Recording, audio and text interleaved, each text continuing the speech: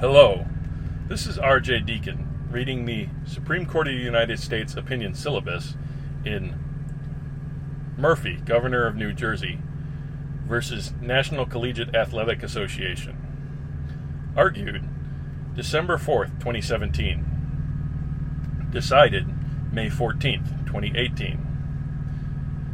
The Professional and Amateur Sports Protection Act, PASPA, makes it unlawful for a state or its subdivisions to sponsor, operate, advertise, promote, license, or authorize by law or compact a lottery, sweepstakes, or other betting, gambling, or wagering scheme based on competitive sporting events.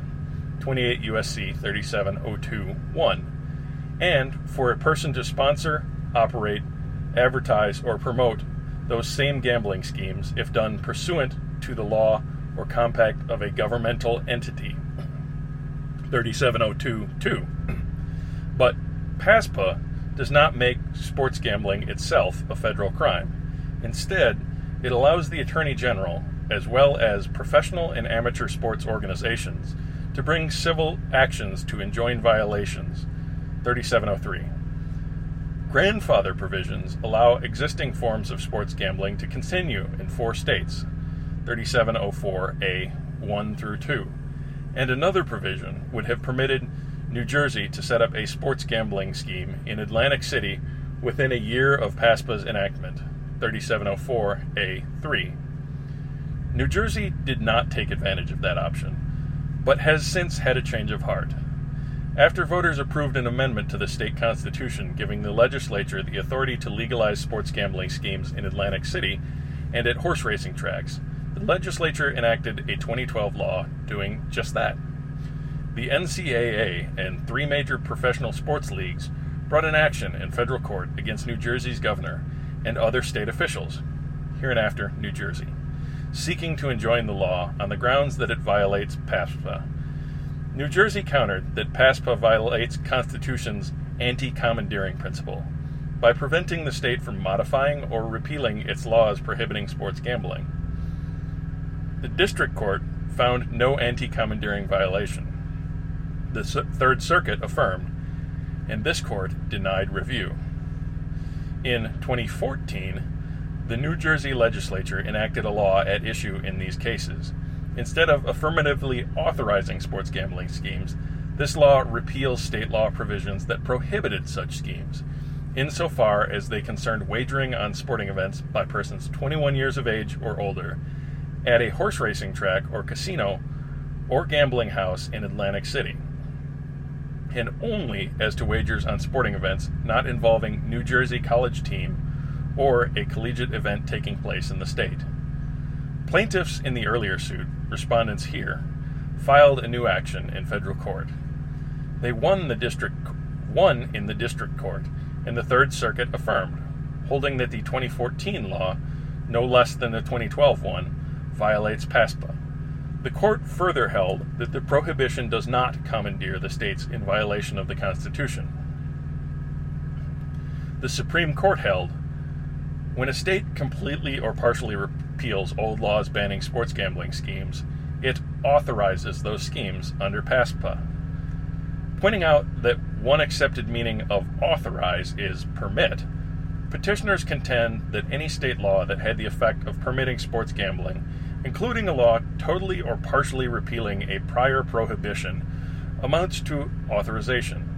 Respondents maintain that authorize requires affirmative action, and that the 2014 law affirmatively acts by empowering a defined group of entities and endowing them with the authority to conduct sports gambling operations. They do not take the position that PASPA bans all modifications of laws prohibiting sports gambling schemes. But just how far they think a modification could go is not clear. Similarly, the United States as amicus claims that the state's 2014 law qualifies as an authorization.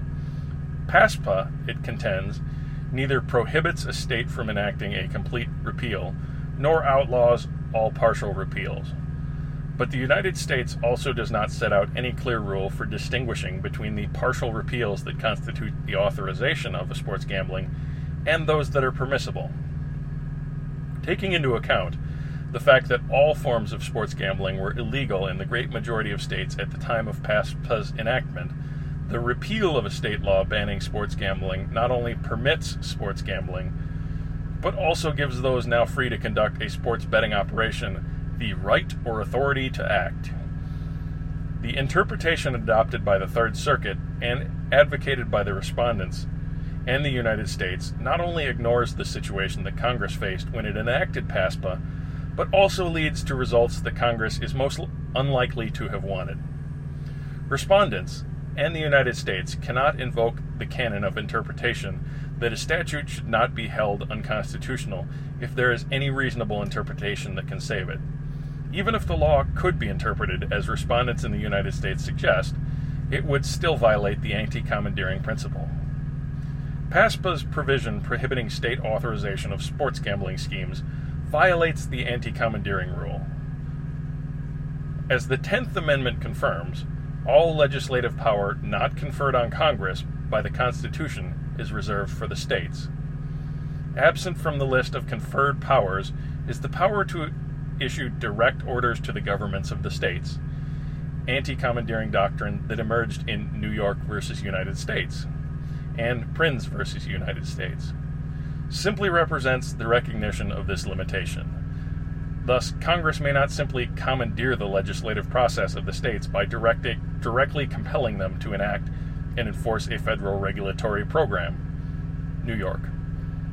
Adherence to the anti-commandeering principle is important for several reasons, including, as significant here, that the rule serves as one of the Constitution's structural safeguards of liberty. See Prins. That the rule promotes political accountability, and that the rule prevents Congress from shifting the costs of regulation to states. PASPA's anti-authorization provision unequivocally dictates what a state legislature may and may not do. The distinction between compelling a state to enact legislation and prohibiting a state from enacting new laws is an empty one. The basic principle that Congress cannot issue direct orders to state legislature applies in either event. Contrary to the claim of the respondents and the United States, this court's precedents do not show that PASPA's anti-authorization provision is constitutional. See South Carolina versus Baker, Reno versus Condon, Hodel versus Virginia Surface and Mining Reclamation Association, Incorporated, and FERC versus Mississippi. Nor does the anti-authorization provision constitute a valid preemption provision. To preempt a state law, it must satisfy two requirements. It must represent the exercise of a power conferred on Congress by the Constitution, and since the Constitution confers upon Congress the power to regulate individuals, not states, New York, it must be read as one that regulates private actors. There is no way that the PASPA anti-authorization provision can be understood as a regulation of private actors. It does not confer any federal rights on private actors interested in conducting sports gambling operations, or impose any federal restrictions on private actors. PASPA's provision prohibiting state licensing of sports gambling schemes also violates the anti-commandeering rule. It issues a direct order to the state legislature and suffers from the same defect as the prohibition of state authorization. Thus, this court need not decide whether New Jersey's 2014 law violates PASPA's anti-licensing provision. No provision of PASPA is separable from the provisions directly at issue.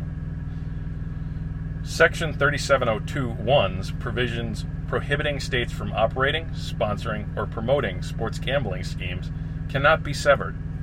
Striking the state authorization and licensing provisions while leaving the state operation provisions standing would result in a scheme sharply different from what Congress contemplated when PASPA was enacted. For example, had Congress known that states would be free to authorize sports gambling in privately owned casinos, it is unlikely that they would have wanted to prevent states from operating sports lotteries. Nor is it likely that Congress would have wanted to prohibit such an ill-defined category of state conduct as sponsorship or promotion. Congress would not want to sever PASPA's provisions that prohibit a private actor from sponsoring, operating, or promoting sports gambling schemes pursuant to state law. 3702.2. PASPA's enforcement scheme makes clear that 3702.1 and 3702.2 were meant to operate together. That scheme suited for challenging state authorization or licensing or a small number of private operations would break down if a state broadly decriminalized sports gambling. PASPA's provisions prohibiting the advertising of sports gambling are also not severable. See 3702.1 through 2. If they were allowed to stand, federal law would forbid the advertising of an activity that is legal under both federal and state law, something that Congress has rarely done. The decision is reversed. Justice Alito delivered the opinion of the court in which Chief Justice Roberts and Justices Kennedy, Thomas, Kagan, and Gorsuch joined, and in which Justice Breyer joined as to all but Part 6B. Justice Thomas filed a concurring opinion. Justice Breyer filed an opinion concurring in part and dissenting in part.